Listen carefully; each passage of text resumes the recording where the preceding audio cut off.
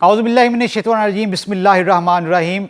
नाज़रीन, वफाकी काबीना की जानिब से हज पॉलिसी 2026 की मंजूरी दी गई है और हज एप्लीकेशन का आगाज़ मुल्क भर में कर दिया गया है। 9 अगस्त तक हज दरख्वास्तें जो वजारत हज की जानिब से नामजदा बैंक्स हैं वहाँ पर जमा करवाई जा सकती हैं, जबकि 16 अगस्त को वसूली का अमल शुरू किया जाएगा। अब सीन ये है कि बड़े हमारे मुसलमान हैं, उनकी ख्वाहिश होती है कि हज बैतुल्लाह की सआदत हासिल करें और अल्लाह ताला बिल्कुल उनको नसीब फरमाता है, क्योंकि आते हैं वही जिनको सरकार बुलाते हैं। अब बड़ा इंपॉर्टेंट क्वेश्चन ये है कि कुछ हमने केसेस देखे हैं कि हज से पहले कुछ लोग इंतकाल कर जाते हैं, क्या उनको उनकी जो रकम जमा करवाई गई होती है बैंक्स में, क्या वो रिफ़ंड होती है, या ऐसा होता है कि दौरान हज वहाँ पर मनासिक हज या जद्दा या कहीं भी उनके जो सिटीज़न हैं सऊदी अरब के, वहाँ पर जाते हुए वो इंतकाल कर जाते हैं, तो क्या उनको रकम वापस होती है? तो जनाब, इस पर हम बड़े सवालात उठ रहे थे। तो वजारत हज हकाम से हमारी बात हुई।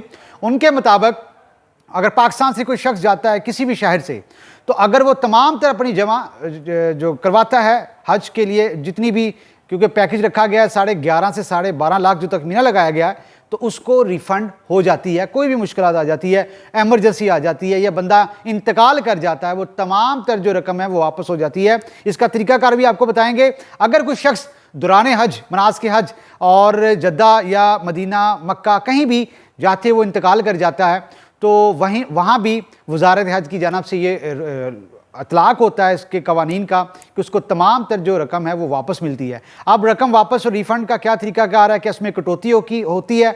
ऐसा बिल्कुल नहीं है। वजारत हज हकाम के मुताबिक एक नॉमिनी होता है, अगर वो शख्स इंतकाल कर जाता है, पाकिस्तान से जा रहा है, तो पीछे अपना नॉमिनी मुकर्रर करता है कि अगर मुझे कुछ एमरजेंसी या कोई हादसा पेश आ जाता है तो उसका फर्स्ट पोस्ट कोई नंबर लिख देता है या अपना कोई बंदा मुकर्रर कर देता है कि इनसे रब्ता किया जाए।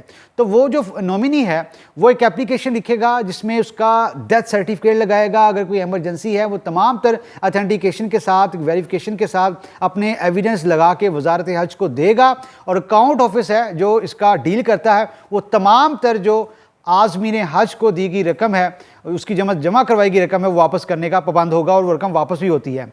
एक बड़ा इंपॉर्टेंट क्वेश्चन है, अक्सर हमने सुना होगा कि आज़मीन हज और हजाज कराम। नाज़रीन, आज़मीन हज वो है, फ़ार्स पोस के हम में से हर शख्स की एक ख्वाहिश होती है कि हज बैतुल्लाह की सआदत हासिल करें। तो जब तक हम मनासिक हज, जब तक हम तमाम तर हज बैतुल्लाह के जितने भी जो मनासिक हज हैं या सआदत हासिल नहीं कर पाते, तो हम हजाज कराम नहीं कहलाते, हम आज़मीन हज कहलाते हैं। जब हम इन तमाम तर मनासिक हज, इसके साथ साथ मना मुज़दलिफ़ा, तमाम तर हज बैतुल्लाह की सआदत नसीब हासिल कर पाते हैं, तो हम हजाज कराम कहलाते हैं, जिसको हाजी भी कहते हैं। तो ये भी एक बड़ी कन्फ्यूज़न सी है, क्योंकि हज से पहले आज़मीन हज का टाइटल मिला जाता है, हज के बाद हजाज कराम का टाइटल आपको दिया जाता है। तो इसमें भी बड़ा एक क्लियरेंस देखने को मिलती है। तो नाज़रीन, जो आइंदा साल के लिए 1,79,210 कोटा रखा गया है, और जो प्राइवेट है वो 60,000 है, इसके साथ साथ जो सरकारी है वो 1,19,210 है, और तखमीना 11.5 से 12.5 लाख लगाया गया है। और जो वजारत हज की जानिब से लॉन्ग शॉर्ट पैकेज जो मुतारफ़ करवाए गए हैं, जिसमें शॉर्ट पैकेज जो हज है उसमें 20 से 25 दिन, और लॉन्ग जो हज पैकेज है वो 38 से 42 दिन का है। तो व्यूअर्स, अगर सीन ये होता कि जो हमने देखा कि हज ऑपरेशन 2025 में बहुत से आज़मीन हज को ये बड़ी मुश्किलात थी, क्योंकि प्राइवेट के हवाले से बड़ा एक एप्लीकेशंस भी गई वजारत हज में, कुछ लोग तो महरूम भी रह गए, और वजारत ने रोक दिया जो प्राइवेट ट्रेवल्स एंड टूर्स को कि आप लोग मज़ीद जो कोटा आपको नहीं दिया गया, मज़ीद एप्लीकेशन ना लें। उसकी बड़ी वजह ये थी कि कोटे के मुताबिक जो है वो एंटरटेन नहीं किया जा रहा था।